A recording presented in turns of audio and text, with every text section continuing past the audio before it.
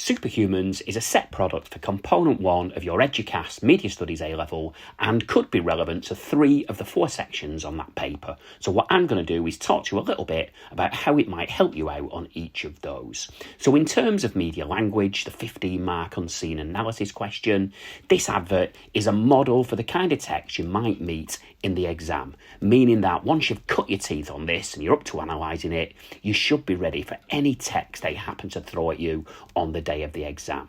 In terms of the 30-mark representation question, you could be asked to compare the representations in this advert with those in a text you'll see in the exam. I'm going to talk to you during this video a little bit more about those representations and values and ideologies that are presented to us in the advert. Finally, you might also get asked to refer to the advert on the final section of the paper on audience, the bit where you've got 2 questions, usually worth something between 8 and 12 marks, and a little bit later I'll say something about that as well.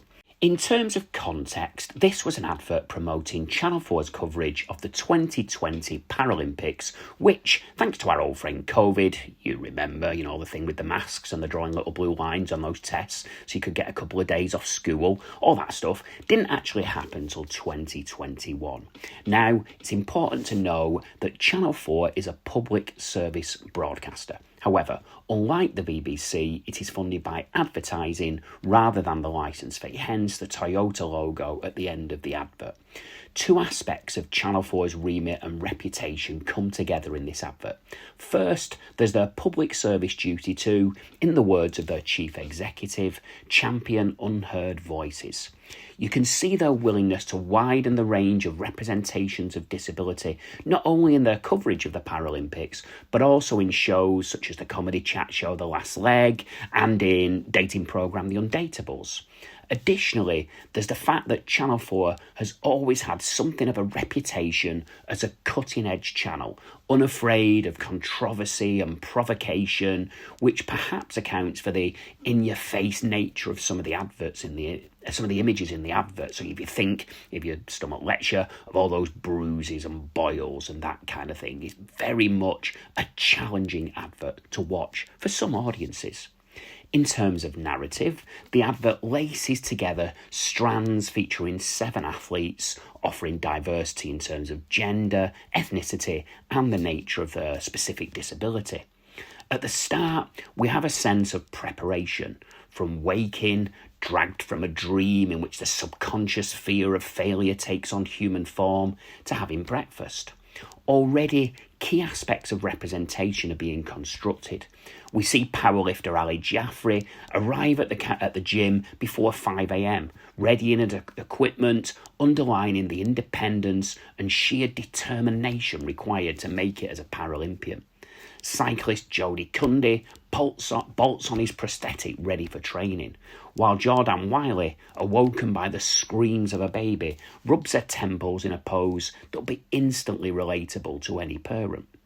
It is this focus on the life of the athletes inside and outside of the sporting arena that makes this advert something of a departure from previous iterations of Channel 4's Paralympic campaigns.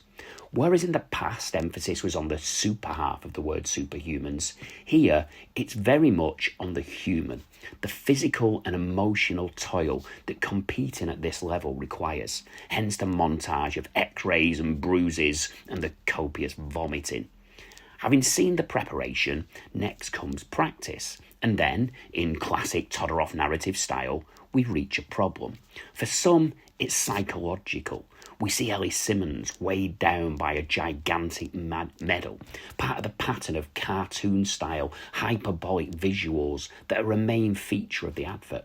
Similar happens when Jodie Cundy comes off his bike and soars through outer space, while Ali Jaffrey is confronted by a diagnosis of Crohn's disease, and the avalanche of pills the doctor releases transforms via a graphic match, part of the slick, inventive editing style used in the advert, into a deluge of balls raining down on David Smith.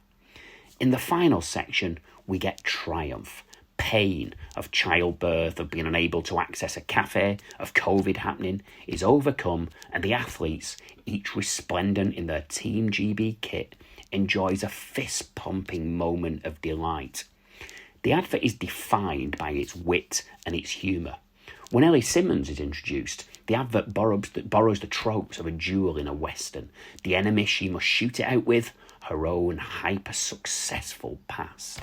The final frames of the advert emphasise what has been a key theme, the character of the athletes outside the sporting arena.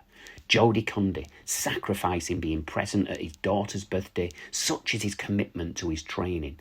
David Smith with his drum kit and blue mohawk. Super yes, but more so human, and every bit a character. So know the representations for a potential representation question. And for an audience question, consider what makes the text likely to appeal to or attract an audience. Its use of elements such as narrative, intertextuality, sound, both the nostalgic association triggered for many by taking the song from the musical Bugsy, but also the diegetic soundtrack, the amplified grunts and groans, smashes and, yes, the popping of those boils. Think also of how different factors, social and cultural circumstances, like age or gender or ethnicity, or one's own disability or experience of disability, might lead people to take different responses to the advert.